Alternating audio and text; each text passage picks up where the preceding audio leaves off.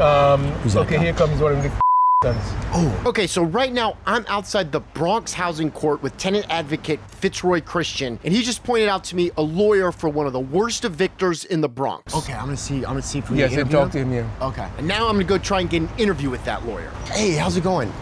You're with the you're a lawyer for the family? Not quite. Can I just get your name real quick? Fitzroy is enjoying watching this whole thing go down. We actually also tried getting an interview with the landlord this lawyer works for in episode 2 of this series, and that didn't go much better either. Don't harass it. We're gonna call the police on you guys. Harassing. Yeah. That's kind of like what happens to tenants. Also, they sent us a cease and desist letter, so we're just gonna bleep and blur their names so we don't get sued. We tried our hardest to talk to any landlord on the New York City Public Advocates landlord watch list and pretty much had the same results, which you can watch in the 3 previous videos linked here after you watch this one.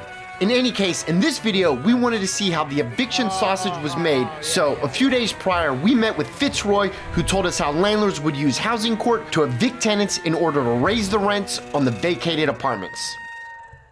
The landlords use this institution Right. as an integral part of their strategies to get tenants out of their apartment. Those who do not qualify for attorneys right now, they're facing an almost unsurmountable barrier. Right. In that they have to make choices. I take time off from work to come to court. Right. Because the landlord, for one reason or other, keeps adjourning the case. Have you talked to a lawyer yet?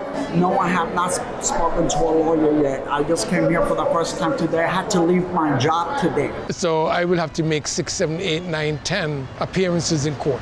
Do I go to court and try to keep my home, or do I give up my home and stay to work? Every 3 to 6 months, I'm getting a dispossession to come back from court because I know I don't owe them anything. And so landlords know this. Are they purposefully delaying cases Yes. just to wear down tenants? The tenants, yes. This is not about money. They just want us out. My mother was there for 50 years. I thought I was going to be there forever because I was born in that house. But if this is what it takes to actually finish something and leave it behind you, then I'd rather leave than to stay in that place. This is another thing that I don't understand is like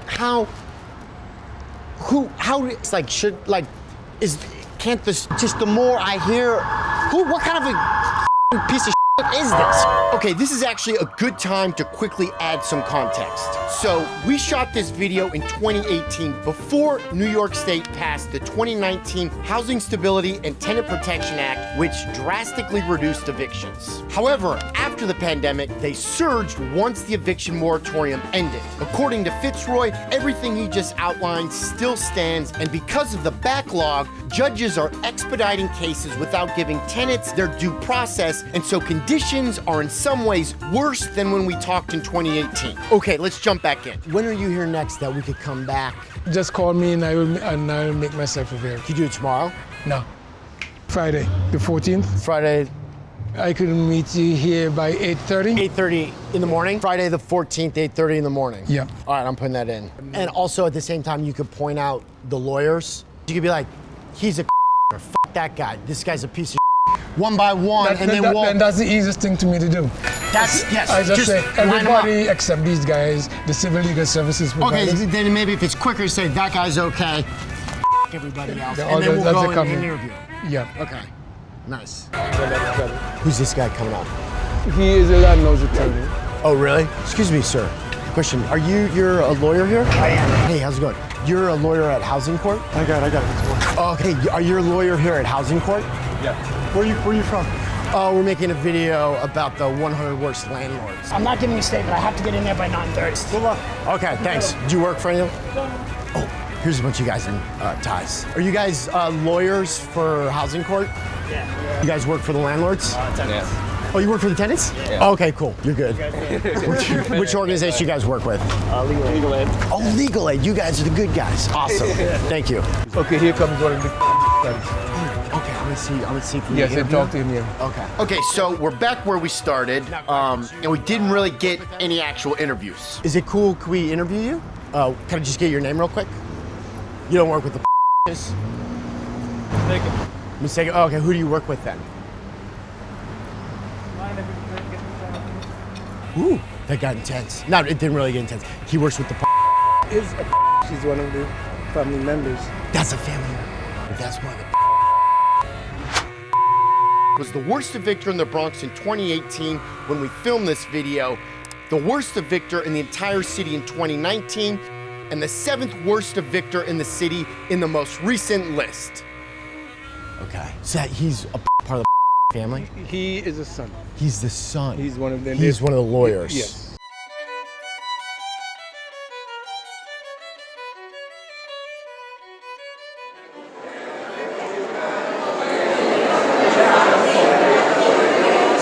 Today is Friday, and apparently this is a slow day. Once inside, we talked to tenants about the experience of getting dragged through housing court by their landlord. I tell you, we changed management 4 times. The last management that came in, they say that the management just left. Right. Destroyed the records.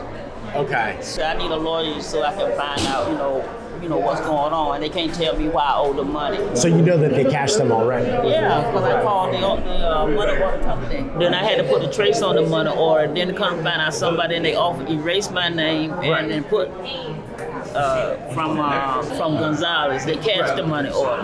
And so this has been going on with them for a year. Yeah, every 3 to 6 months, I'm getting a dispossessed to come back from court. Which building is this? This is 365 East 184th Street. 365 East 184th Street was owned from 2013 to 2019 by Camabees International Group, whose founder, Ruben Schroen, is worth $1.6 billion and could be the 2nd largest landlord in the Northeast, according to Bloomberg Magazine.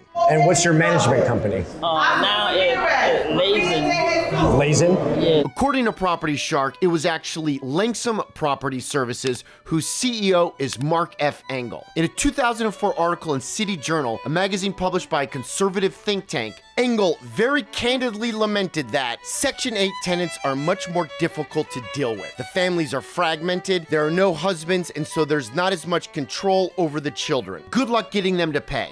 However, he admits, the fact is you may be able to charge more rent on a Section 8 apartment than for another apartment in the same neighborhood. A quick search on their Yelp page reveals that a lot of tenants, like Zelma McNeil, were trying to pay their rent, but Langsam was apparently losing or not cashing their checks. We have a lot of people that is running back and forth to court for the same thing like I am. How long have you lived there for? Ever since 1973. Oh, wow. That's a while. Another tenant I met was Francisco Velasquez, who went to housing court as a last resort to force his landlord to make much-needed repairs to his apartment. They came one day to fix it. They said they're coming back. It's been 2 years that I'm waiting for him to come back to fix the window. Now I want to go to the bathroom. I can't use it. I should pull in front of his door. You really should. You should. I've been tempted to do that myself. It costs me my time, my personal day, my vacation time, and it's not right. And he had the audacity to say if they want the leak and the mold fixed, they could fix them themselves. And my other question is, my landlord is so tricky and so full of tricks behind his back. What about if he refused to get the letter and refused to sign it? And the ceiling fell on me when I was sitting on the toilet from the top.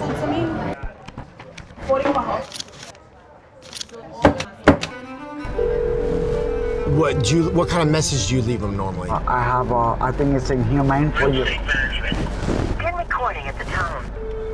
Good afternoon, this is Francisco from apartment 3N. I'm calling you back again like for the 6th or 10th time, please.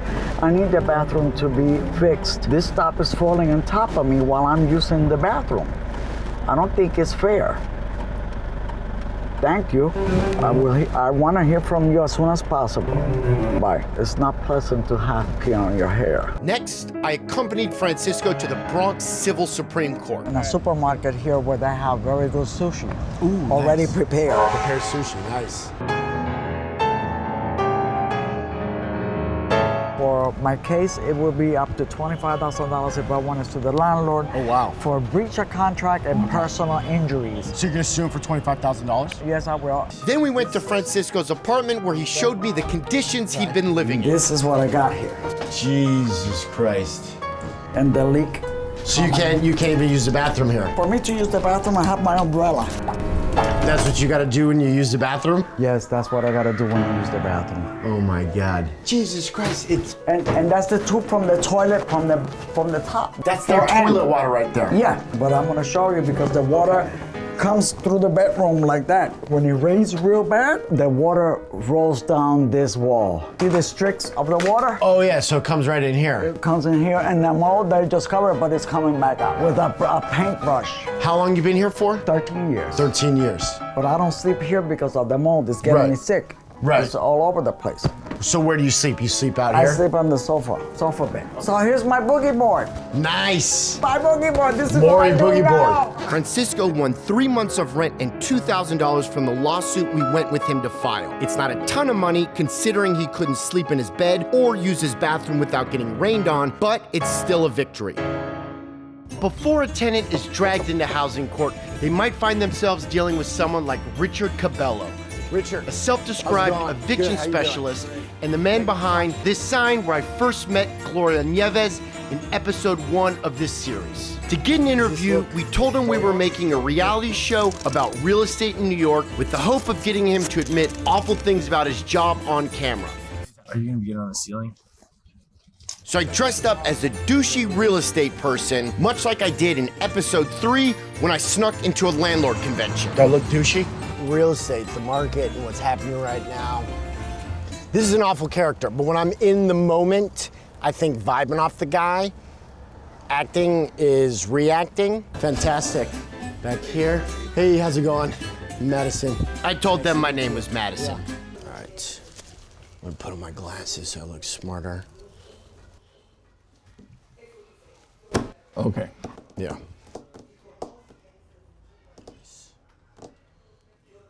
What tips could you give us on how to, you know, to get the most out of a property? You know, to get as much rent money out of it. Okay, this is the way these landlords have it. Sorry, say that again. Investors. Yes. Okay. Right. Are going for after bigger buildings. Yeah, they're not. They're not going. They're going for 4 family, 3 family, 2 family. That's it. Right. They are. They aren't going for those. They're not going for.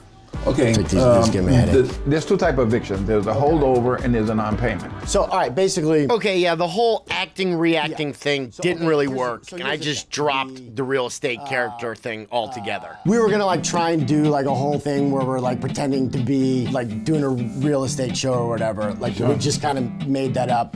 We're doing a documentary on like the 100 worst landlords. So I don't know why I dressed up like a goddamn idiot. Look, I'll admit, I'm not great at playing characters, okay? But also, his friggin' logo is of a landlord kicking out a tenant on his butt. I like my logo.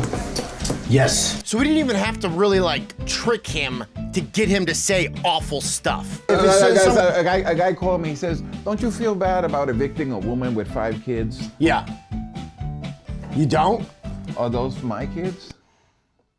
People are getting forced out of the city unless you're wealthy enough to be able to live here. You're saying that's nobody's fault, that's just the nature of the animal. You can just tell that to a family who has to leave and just say that's the nature of the animal? Okay, and I don't want to be so cruel. You still are playing a role in displacing someone from their home. Yeah, he brought the gun, I just have to pull the trigger. So you pull, if that's literally your example, you are guilty. That is the worst metaphor to use, by the way. I'm not Mother Teresa. Yeah, no shit, you're not Mother Teresa. What percentage of the people that you help evict are people who are just bad tenants? I would say something like 10%. So the other 90% are just people getting forced out? Well, sometimes people lose their jobs, sometimes, yeah. Something like that. Don't you feel kind of bad about that? What would you rather do than evict people? Well, if I had money, yeah, I would buy and sell real estate. You just want to be in the real estate game. I have done social work. What kind of social work? Someone would come to the office who couldn't afford an apartment but needs an apartment. I would give them an address to go see an apartment. I didn't make any money on it, but... And he's Richard, how do we get you back to the man you Well, were? you asked your question. I'm trying to say, how do we get you back to the man who went and helped that person find an apartment? Where's that guy is in there somewhere behind that stupid logo. Okay. That guy is in there, huh? Right? You're from Brownsville, right? Yeah. Don't you? I'm gonna have to leave soon too. And you're okay with that? No. It's just what can gonna- I do? That's the nature of the animal. I gotta find a place that I can afford. Most likely out of state. What if someone came to you and gives you an eviction notice? What are you gonna do? How come you didn't hire me? Huh? You're gonna have to hire yourself to evict yourself. Yes. That's crazy. No. I realize that in time we all have to leave. You're okay with that being a city? I don't have a choice. Do I have a choice? You might not have a choice, Richard, but the rest of us do. There are two bills in Albany that, if passed, will help tenants getting dragged through housing court by people like Richard. The first bill will help ensure every tenant in New York City is able to exercise their right to a free housing lawyer, and the second bill will extend that right to all tenants in New York State. Call your reps now and tell them to pass both of these necessary bills. And finally, I went back with Gloria Nieves to Richard's sign with the stupid logo and covered it up with our own during the Cancel Rent campaign in 2020. Can't see the E. The E? Can't see the E. Where's the E? You can't see the E? In the top. No, you can't see the E. Hold on. Okay, now fix the bottom. Huh? Oh. The top, yeah, the top. You mean like down in the bottom in the middle? Where in the middle? And the right and the left. Right here? Down at the bottom, you're saying? Right in the middle. In New York City.